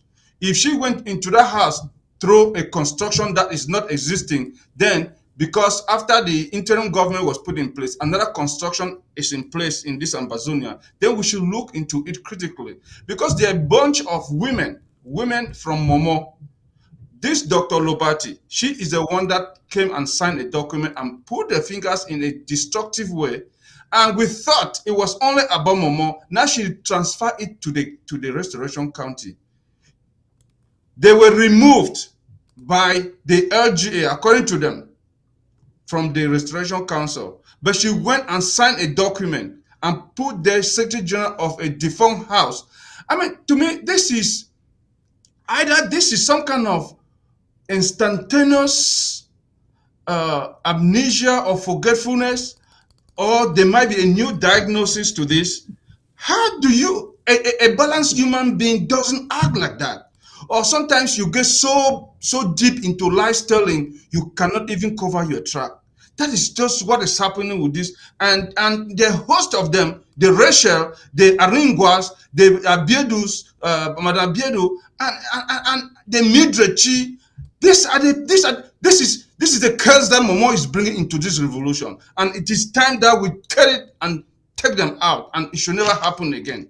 I'm sorry to raise my voice, but this is a national disgrace for people that you think that they have some intellect, but it's like they have nothing up there. Thank you. Let's hear from Mas. Mas, your take on this. Take over, sir. Thank you. My take is that, or the way I see it is that it does not matter whether you are on the other side or which side, as long as you can do the job, and as long as you did not stand for the wrong thing. We want, in terms of the numbers, we will sit and decide and see which offices are necessary. Not all those offices are necessary. We all know that some of those people, when you paid Sako some money, he will create an office for you. He will create an office for you. Some of those positions were not necessary. We'll have to streamline it and look at competent people, but also people who are loyal to this revolution. It's about the revolution, not about an individual. We want people who will act and take us to Boya. Not about an individual here. If you're good in your job and you are loyal to the people of Ambazonia, not to indicted or impeach Sako, but to Ambazonia, and you're good at your job, and the job is, that position is still necessary, we will do our best to make sure that, well, I believe that we should still accommodate you. But anyone, and it doesn't matter, if you are on Sako's side and supporting him and actively trying to destroy or trying to give credit to Sako, then you are on his side. And in where we are now, we are at crossroads. There's no middle ground. Either you're on Sako's side or you're on non-Sako's side. Sako has been impeached. If you're on Sako's side, means you're on the impeached side. You two have been impeached. I think that's how I see it. If you are on Sako's side and this impeachment and removal has gone through, means you've also been impeached and removed also. As long as you were actively, and there's evidence that you were actively on his side. All right. So that's how I look at those things. So people who are not for Sako, who are not for the wrong thing, have the capabilities and the skills to do the job, should be retained. People who are not for this, the people of Ambazonia, should be removed, just like Sako has been removed. They should be removed, just like Sako has been removed. In terms of numbers, we should streamline. We can, maybe some of those positions are not necessary, but until we see the whole picture, we cannot tell now. Secretary Chris, thank you. Thank you, sir. Thank you. Let me get back to Dr. Atienjo. What is your take on these cabinet members who are on the side, who have been on the side of Dr. Sako? Are you expecting them to come over, be subservient to the vice president for the transitional period that he still has to lead? Dr. Atienjo. Yes. Okay. You getting me now? Yes. Actually, this revolution belongs to Ambazonians, and every Ambazonian has the right to be part of a government that is going to take us to Boya.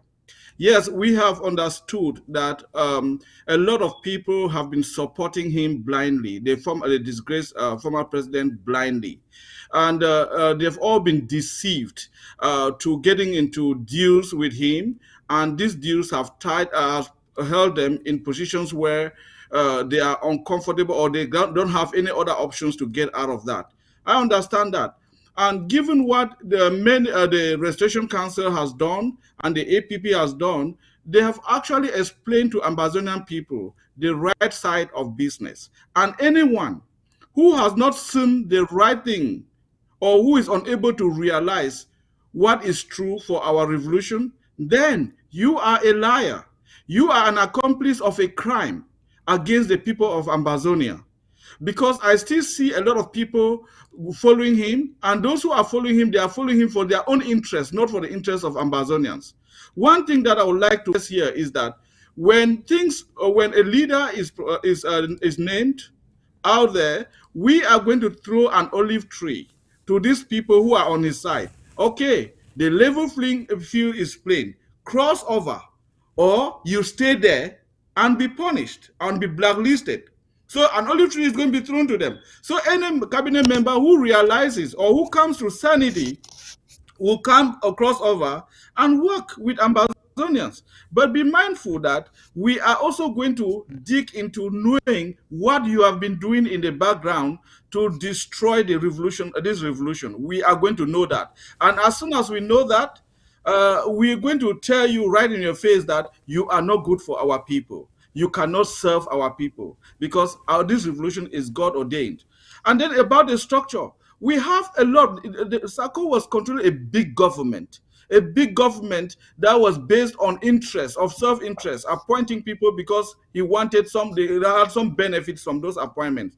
We are going to suggest, I'm not saying we are going to do something, but we are going to suggest that the government be reduced. We have to mitigate it, reduce it to a considerable size. For instance, IOC. What is IOC? Intergovernmental committee or something like that. We scrap things like that off. Those are things that these are positions that he just created to put people there to be disturbing the revolution.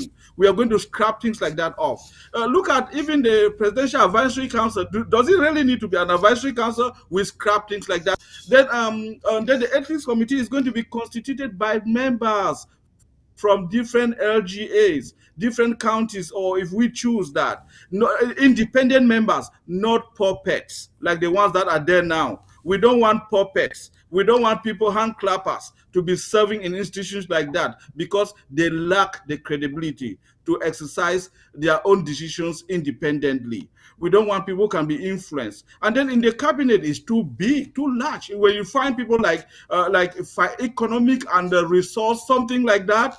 Those are hand clappers who have been sitting there doing nothing and supporting an agenda that is going to fail us. We scrap things like that off.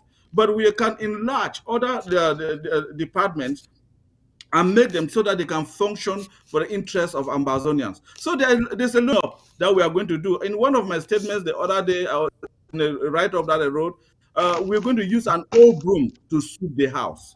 And when we sweep the house, it will be clean for Ambazonians, and Ambazonians will be happy with the changes. Thank you. All right, thank you, gentlemen. There is a fundraiser that is going on right now, ANSC fundraiser going on right now.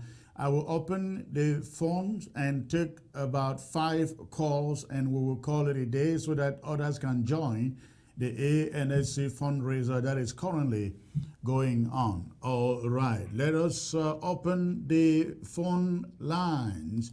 Before you call, please make sure that the volume of your television set is turned down. Before you call, make sure the volume of your television set is turned down. We just want to get your take on the event of today, the removal of Dr. Samuel Sako as president of Amazonia. Let's know what you are thinking in your mind. I just read somebody posted on Facebook, I wish all county leaders who have been dining with Dr. Sako could be removed. That is somebody's own opinion right there. Let us hear your own opinion. The phone line is there. Go ahead and call, please. Let's see who is first on the line. Say Chris. Yes, sir. Yes, Bishop John. Yeah, I want to say, I mean, like, we are talking on what should happen, the cabinet members and stuff. You know, before now, the APP recalibration have been deliberating on the way forward. And I think the vice president clearly puts out the way forward, and where he was talking about the Liberation Council, the Supreme Liberation Council of the IG recalibration, which is focused mostly on ground zero. Ground zero becomes the focus. And this has to involve county chairs. You have to involve county chairs. Now, I'm not talking about those county chairs that have been working with President Sako and giving President Sako the mandate. All those county chairs should be removed and replaced by county chairs who are standing for the people, So that's going to be, because we're going to try to avoid some kind of government where we can bring up another dictator. And I think that the vice president is very committed. And if anybody who knows, the vice president is somebody who has stood for justice and somebody who loves this IG and want to see the best for this IG. I just wanted to point out that the APP has been deliberating on some of these things, and I think that is we are looking forward to a better transitional government going forward so far as the interim government is concerned. All right, let's get to the callers. Hello. Hello. Thank you, Mr. Chris, for your outing today. I'm very happy. Thank you, sir. I've heard I'm very happy for what the RC has done. And when I look at it, my own opinion on this point is that if we said that the interim, that the mandate of Sako was finished, therefore the vice president is not more valid. So we have to get another interim government or form another government entirely. And those who are siding with these criminal acts should not more be brought in. Thanks very much for everyone. Thank you, sir. Thank you, sir. You have a great day. Okay, let's see who else is here.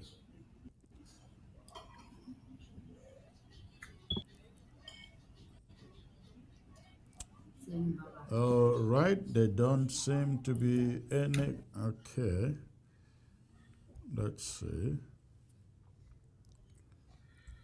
Hello. Hello, sir. Where are you calling from, please? Okay, can you get closer to your phone, please? It appears you are like far from your phone. No, it's okay. Can you hear me now well? I can hear you now. Go on, sir. Yes. Good evening and greetings to my Kingsman Jackson, Dr. Atigejo. Yeah. And let me begin by thanking somebody like you, Secretary Chris, because you are the author of this great day in Amazonia. Without your steadfastness, without your vigilance and your loyalty to Amazonia, this day will not come. The day when the greatest criminal in this revolution has been evicted. So thank you very much. We are very, very pleased. We are going through a period of relief now because we are starting to Restoration Council also acting accordingly, removing this burden, this great burden of this ungrateful corn pastor who was given the chance to make a name for himself, but decided to rub it in the mud. In the meantime, let us let the Restoration Council to do what they want to do. I'm talking in relation. I also saw that article in the Constitution, Article 19, that the vice president should take over in the absence of the president. But the Restoration Council know what they are doing. Let us leave them proceed. And then finally, I want to say that this removal of Dr. Sako is not enough. Everything must be done. Other criminals, those bandits that have stolen from Ambazonia, they must refund to the last dollar of what they have stolen. I'm sure the US has a legal system to do that. It must be made to be. Thank you very much, and congratulations again. Thank you, sir. Thank you. You have a great night. Thank you. Let's get to the next caller here. Hello. Yes, hello. Secretary Chris? Good evening, sir. Where are you calling from, please? I'm calling from Dallas, Texas. Wonderful. What is your contribution? Well, I just listened to an audio from President Sako, and he said something about AFCON, monies that were collected for AFCON to the tune of about $130,000, to the tune of, I believe, a lot of AKs, whether it was 250 AKs and a lot of sticks and granite. The monies were actually sent, and you were part of that team, Secretary Chris. Nobody, let me not say you per se, but you were part of a team that were involved in sending monies to Africa at one time. That is, comrade, that is witch hunting. Forget about that. Okay. Can I finish? Yes, go on. Okay. Yes, maybe maybe not for AFCON per se, but have you ever been involved in sending money to some people that were scammed? Not a dime. Listen to me really good. Not a dime.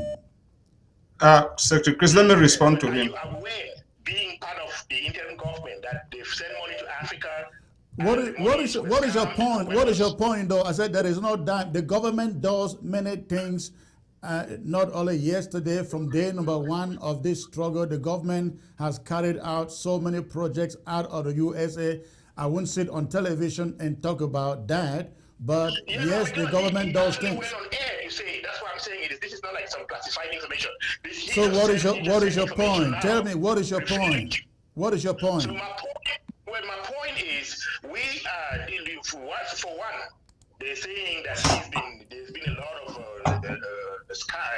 like he's been taking a lot of money and stuff and things like that, and we know that this money end in the LGAs.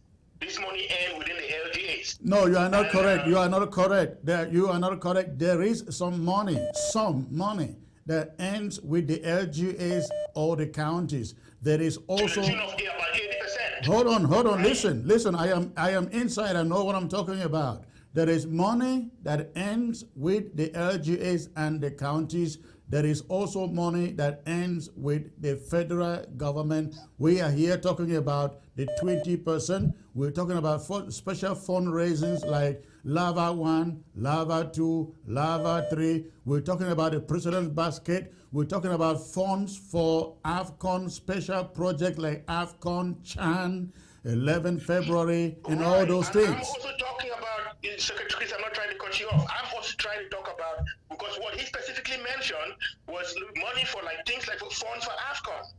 A lot of money, he said that thing was, they were prepared. What did he say? What did he say happened with money for AFCON?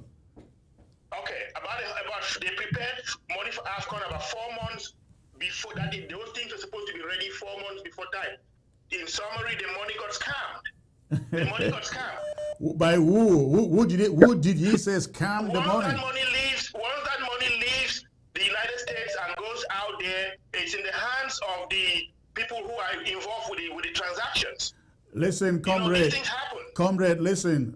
He should go for an audit and tell us who scammed the money, isn't it? How do you know? He should go for an audit. He should go for an audit and tell Ambazonians who scammed that money. Wonderful. Thank you. Have a good day. Let's get to another caller. The simple thing for anybody who says money does this, money does that, let that person go in for the audit and tell Ambazonians where any dime has been. Okay, let me get this ground zero caller here. Hello. Hello, Secretary Chris. Good evening. Good evening, sir. Where are you calling from, please?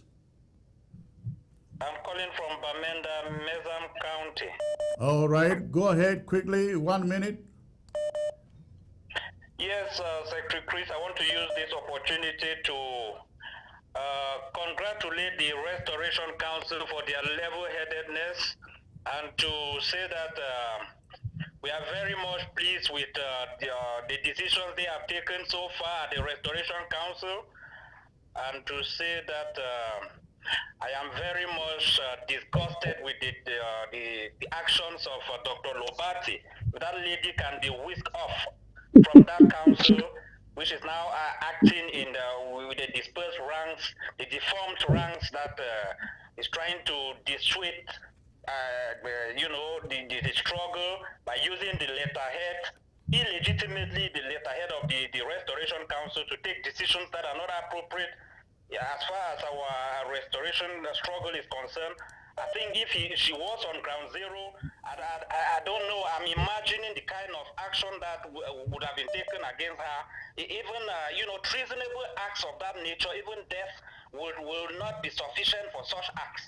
It is really treasonable. So thank you very much, Secretary Chris, for the great work you are doing. We are very much delighted. Thank you. Thank you, sir. Thank you for the call. Stay safe. Okay. Secretary Chris. Yes, please. Yeah, let me come in here. There is the last but one caller made some issues that I really want us to clarify. Yes, go on, please, go on. Yes. So, you see, this is the handwork of the former president. He's very good at weaponizing information. I'm using this word very consciously because he puts out audios to manipulate people.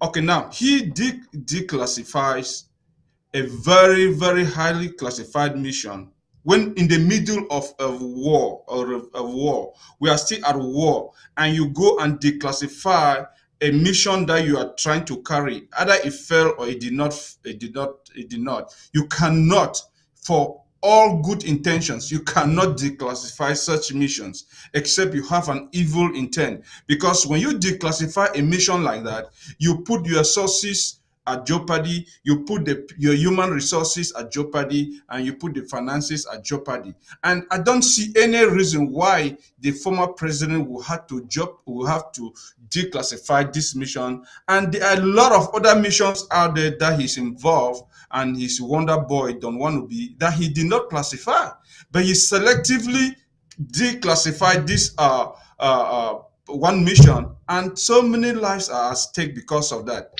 And you see, callers like this, what they don't know is they don't have enough information. And it takes some time to let them know that this is a very president who has had our LGAs all divided. We have counties are divided. His own cabinet is divided. The Restoration Council is divided. And you still want to be a president in a house, in a construction where you are the head that is heavily divided. And you still have to give us good reasons why you want to be the president of Ambazonia if you cannot even keep your house in order. I mean, like, these are simple, basic stuff that the former president could not do. But now he goes out there to sign executive orders to dissolve structures that are there to regulate the federal government. And you have people out there that listen to these manipulative audios from him, and they think that what he's saying is true. If anybody in Ambazonia is listening to me, please stop listening to any audio from the president, because the president is not an activist. He was supposed to be the president of Ambazonia.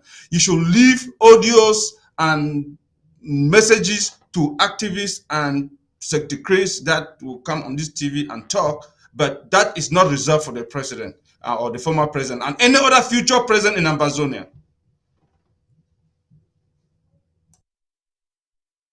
You are muted. You are muted.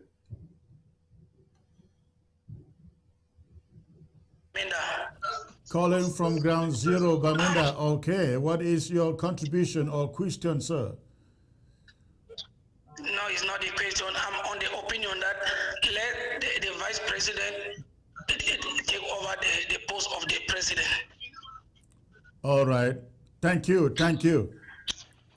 Thank you. And by the way, let me add, ladies and gentlemen, for those of you who are ignorant of the proceedings here, the reason why we argue that the vice president constitutionally should automatically take over from the impeached president is because the Restoration Council, I think 2 weeks ago or 3 weeks ago, had extended his tenure for 6 months pending an election. So if he is impeached or removed, now removed, within those 6 months, it only makes sense that the vice president automatically takes over pending same election. Thank you. I hope that makes sense to you. Let me get the last caller here. I think that caller is, let me get this last caller and we'll call it a day and join the ANSC fund drive. Hello.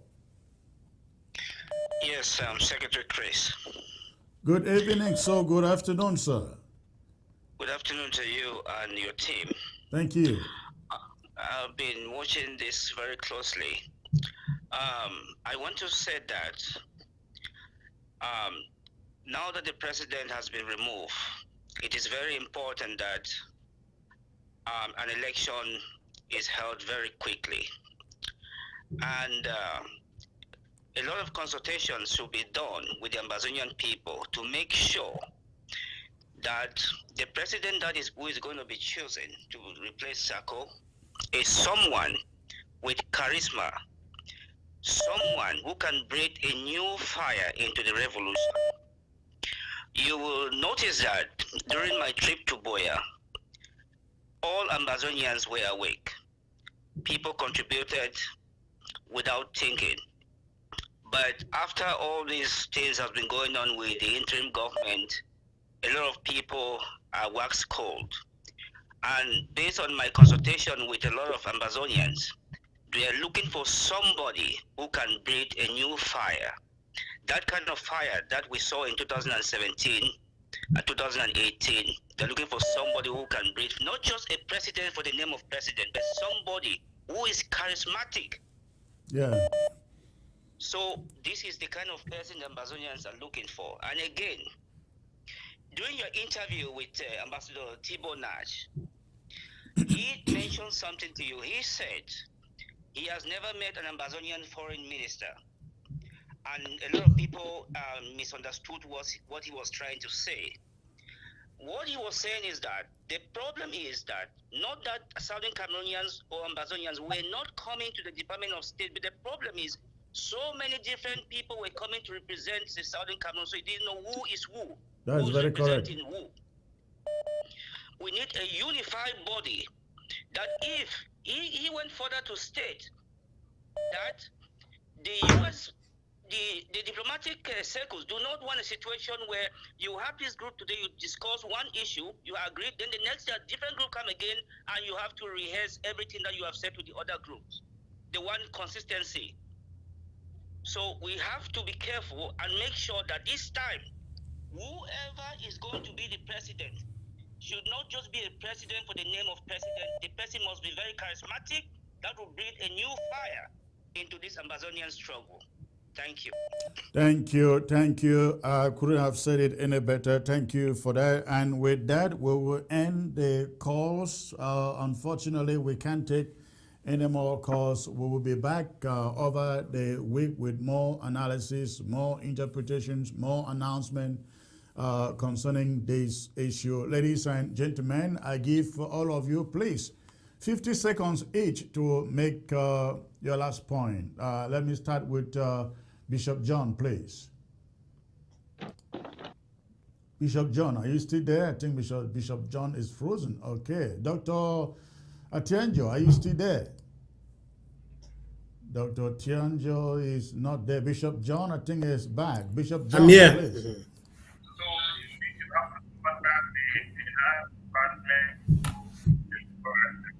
Bishop John. Yes. There is some background noise with you, Bishop John. Yes, Eric Chris. Yes. Okay. 50 seconds, your last word. Hello? Can you hear me? I can hear you. 50 seconds for your last word. Yeah. That was the... Okay. Go on. Okay. What I want to say is that... Okay. I want to just, first of all, take this opportunity to salute... Huh? Can you hear me? I can hear you. Go on. I want to take this opportunity to salute the ARF on Ground Zero. Yeah, I'm taking this opportunity to greet the ARF on Ground Zero and to let them know that, yes, for the past few months or weeks, we have had turmoil and there have been some certain things that have hindered their progress or resources to coming to them on the ground. But I want to assure them that so far as we are concerned, things are going to change and things are going to get back to normal. Like I've always told them, those who know, I've always told the ARF as they put me in their forum on Ground Zero that we stay away from politics and we respect the Constitution. Now that the Restoration Council, as they call it on Ground Zero, the Parliament has spoken, we go by what the Parliament has spoken, and we throw our support to the new leadership, and we expect that we are going to have a new recalibrated interim government going forward, and things shall never be the same. And this time, we are focused on Ground Zero. Thank you. Thank you, sir. Thank you. Comrade Mas, your last word. Oh, thank you. Thank you, Secretary Chris, for giving me this opportunity. Our restoration fighters on Ground Zero should know that we have them at heart. And whatever we plan, whatever is in the pipeline, they should know that 90%, according to the recalculation program that we have, 90% of the funding that this new sheriff in town or this new team is going to bring is going for Ground Zero. 90% is for Ground Zero to make sure that they have all the material they need to prosecute this war, to make sure that they're not starving, they have the right material, everything they need for Ground Zero, we'll give them. We want to also assure the Ground Zero civilian that our goal is to make sure that we protect them. In the course of fighting this war, they will be protected. The incidents of harassment, all those, we will clean that out. We will make sure that our revolutionary fighters don't do any such thing. We will clean up the environment, but La République shouldn't think that because we have a vacancy today, that they can take advantage. We are coming for them. We will make sure we have our land back. The 24 hours, well, it's only about 12 more hours, will not kill us. We will be back strong. AFCON took place because of Sako. 11th of February, March took place because of Sako. It will never happen again. They can have that for nothing. It will never happen again. Until the last Ambazonian drops, it will never happen again in our land. That's enough. Thank you. Comrade Jackson, please, 50 seconds.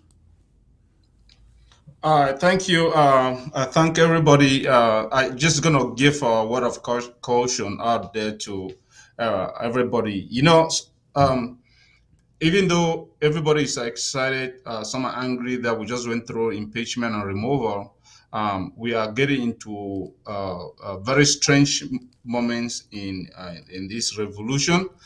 We had it once with Siseko.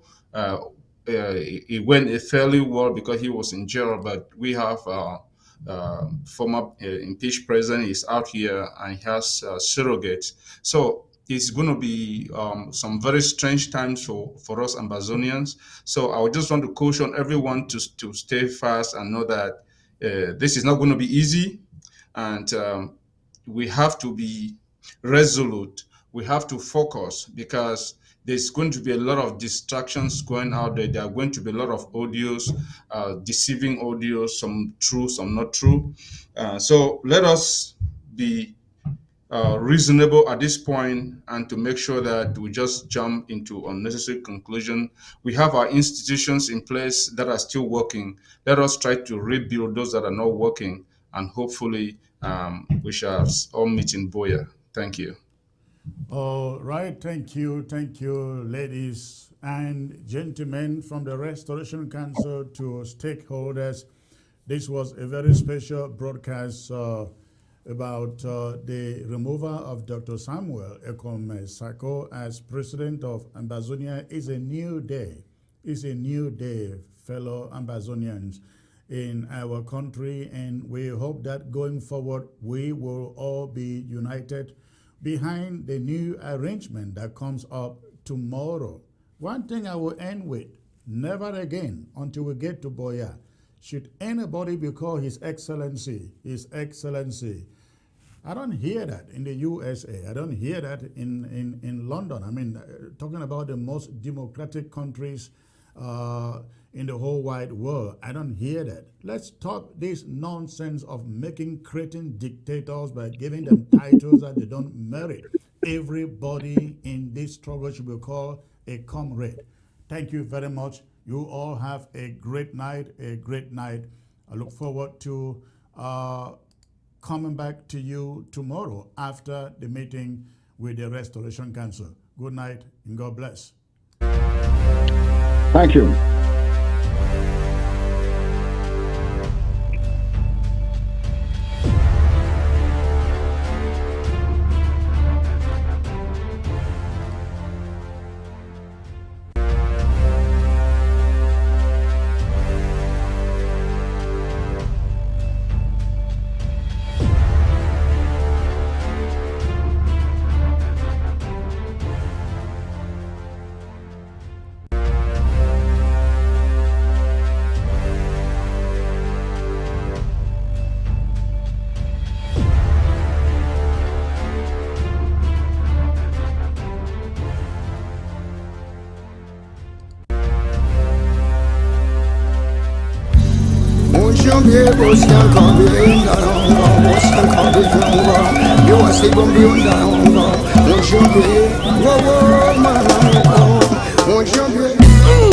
Bokoko, Espebas, Nyata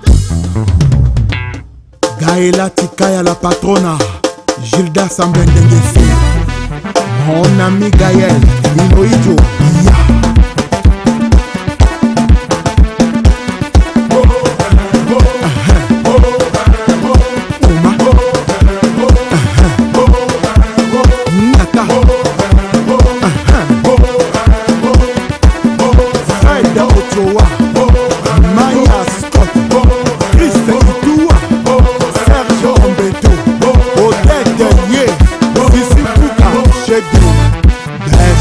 le meilleur, et donc les coïnjo à Toya la Mouni.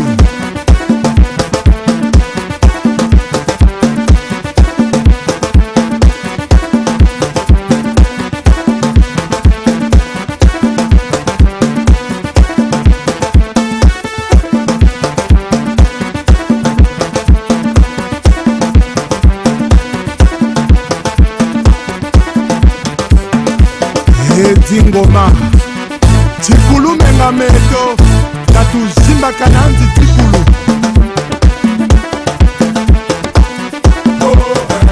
Shimba Bonga Zakala Telema Ablok Diallo Yirikacho Tikotisa Shimba Bonga Zakala Telema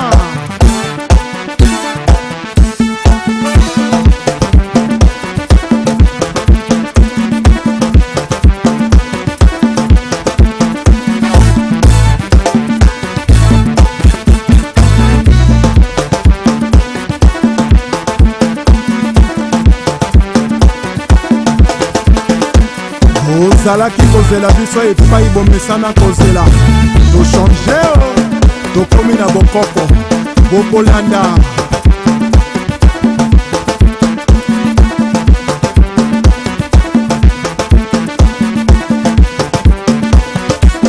baril ya pétrole Achille Mungo Chimène Motoari Michel Mbungu PDG Félicien Pambou Fiston Ebanja Yohan Sibaï César Kouka Ouvre-toi Oui et Toka PDG Dragon de la monnaie Michael Mwanga Ebon Kindaouba Iya Pedro Iranda Esther Senge Sinon Yibwe Ursus Moïla Franck Amina Takumbae Kina Bopeto Gentini Ngobila Mbaka Iya